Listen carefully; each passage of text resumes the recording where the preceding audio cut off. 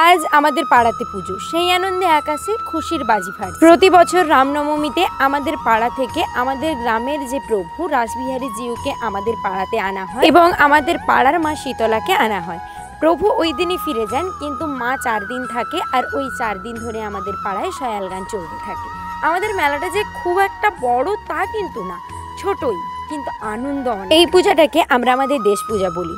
মেলায় গিয়ে আমরা চলে গিয়েছি ফুচকা খেতে। এই যে আমার মা আমার পাতায় পড়ার সাথে সাথেই খেয়ে দেখছে ফুচকা, আর মেলায় দেখা এই 2 শয়তানের সাথে। আমাদের 3 জনের বাড়ি একই পাড়াতে, প্লাস আমরা সেই ছোট্টবেলা থেকে একই সাথে পড়াশোনা করেছি। এক কথায় বলতে গেলে আমরা সেই কুট্টিকালের। আমরা 3 জন আর আমার ফ্যামিলির, এই যে আমার বৌমণি আর আমার দিদির ছেলে ওই যে স্প্রিং পটাটো খাচ্ছে। আমরা সব এখন একটু খানাপিনা করছি। উফ, কি এক্সপ্রেশন দেখো না। তারপর এই গরমে প্রাণ জোড়ানোর জন্য আইসক্রিমটা অমনি হাতে নিয়েছি আর ছাড়িয়ে নিয়ে দেখাচ্ছে আমার ড্রেসের কালার আর আইসক্রিমের কালার। দেখতে দেখতে পুরো মেলাও ফাঁকা হয়ে গেল। আজ তবে চল।